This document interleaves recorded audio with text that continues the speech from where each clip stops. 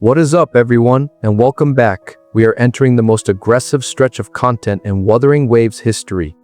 Today, we are breaking down the definitive guide to versions 3.4, 3.5, and 3.6 so you can plan your resources perfectly. To map out your long-term savings, we need to look at how these updates fall across the rest of the year. Version 3.4 officially goes live on June 8th, meaning the countdown is firmly under 2 weeks. This patch is designed to completely shatter the standard update pacing, serving as a massive structural bridge that transitions players from the localized conflicts of the frontier directly into the grand scale of the inner mainland. Version 3.5 is slated to arrive around July 23rd, bringing what is tracking to be the most anticipated update since the game's launch, while version 3.6 lands in early September, introducing a highly requested shift in character design dynamics. Before we look ahead, we have to address the immediate arrival of version 3.4, which operates on a completely unique economic structure.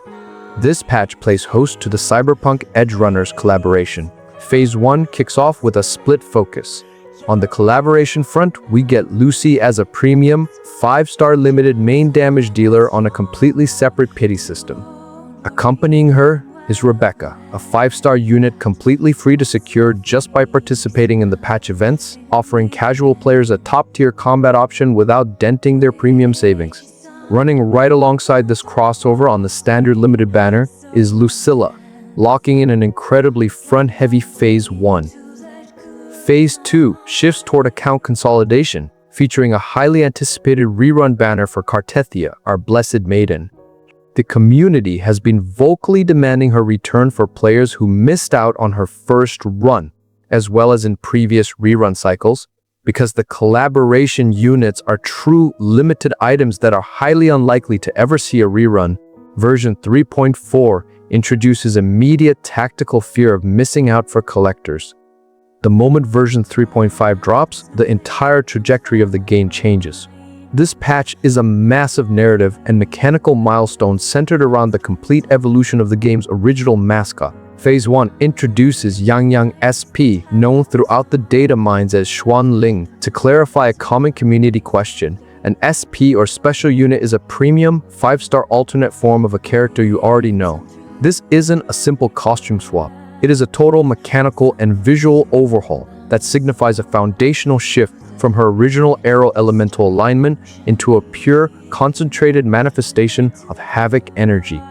The familiar, beret-wearing, free 4-star support is completely gone. Her SP form features an edgy, mature black and white hair design, striking neck tattoos, and a brilliant dual-form visual state. Activating her, Resonance Liberation triggers a physical transformation, unfolding dark black wings and turning her hair entirely white. Mechanically, she shifts from a passive utility support to a selfish, aggressive Havoc Sword Berserker.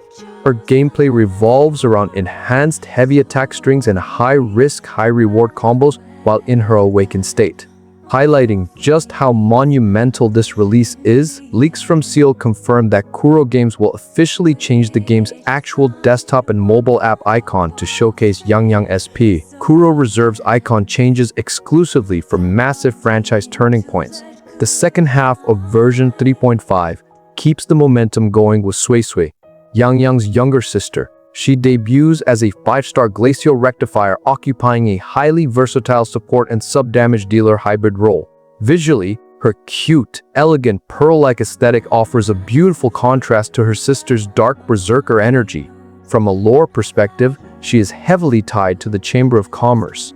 What makes the duo incredibly unique is that Kuro has hard-coded specialized unique intro and outro voice lines that only trigger when you run Yangyang SP and SuiSui in the exact same party composition, fully delivering on the ultimate sister duo combat fantasy. To match this massive character progression, version 3.5 finally takes us away from the frontier borders of Jinzhou and returns us to core Huanglong by opening the region of Mengzhou.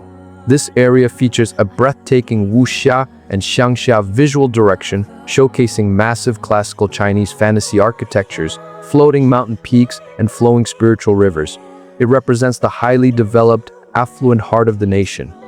The central hub is Shunfeng City, a massive border fortress constructed under the divine protection of the Sentinel Hsin, the highly anticipated Moonfox Sentinel who will be playable down the line. Be prepared for a much darker story arc here, as Xuanfang City houses a massive high-security Takat Discord prison where thousands of TDs are systematically held and executed in batches. Introducing some incredibly mature moral and political themes to the main plot.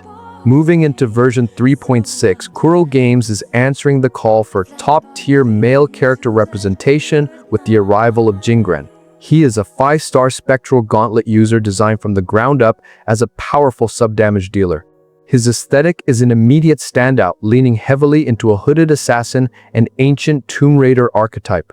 He features sharp black hair with a singular white streak, a distinctive single braid, heavy combat gauntlets, and an incredibly confident, smug facial expression. His most striking feature is a deep vertical black line tracking down his forehead, separating a brilliant instance of heterochromia where one eye is a piercing golden yellow while the other is a sharp teal blue. Lore-wise, he represents the mysterious Seekers of the occult faction within Mengzhou, with deeply rooted ties back to the prisons of Xuanfang City, hinting at an overarching connection to the forbidden historical artifacts hidden deep within the mainland ruins. The community reception to his design has been overwhelmingly positive, with players widely calling him the most cohesive, dangerous-looking male design the game has delivered yet. This roadmap forces a very real strategic crossroads for your account currency. The Cyberpunk collaboration offers true time-limited value, meaning missing out on Lucy could mean missing her permanently, making it a priority patch for crossover fans. On the other hand, version 3.5 completely resets the power and narrative ceiling of the game, so if you are a long-term player invested in the core lore, saving everything to guarantee the Yangyang SP and SuiSui sister core offers an incredibly future-proof account foundation. If you are planning to maximize your setup, remember that limited collaboration weapon banners carry their own distinct guarantee rules, making proactive astrite saving an absolute necessity for full account optimization. The most important takeaway is to make your executive decision right now before version 3.4 drops on June 8th. Rather than pulling impulsively and entering the massive world of Mengzhou completely empty-handed. That is the complete, high-level overview of the historic updates heading our way. Kuro Games is firing on all cylinders, blending high-concept collaborations with deep, dark mainland world building. I want to hear your blueprints in the comments below, whether you are going all in on the cyberpunk fear of missing out or locking down your vaults for the arrival of the Berserker mascot. If this structured breakdown helped you plan your resource strategy, do me a huge favor, smash that like button, subscribe to the channel, and turn on notifications so you don't miss a single beat when the beta metrics start dropping. Thank you all so much for watching, good luck with your upcoming deployment polls, and I will catch you all in the very next video.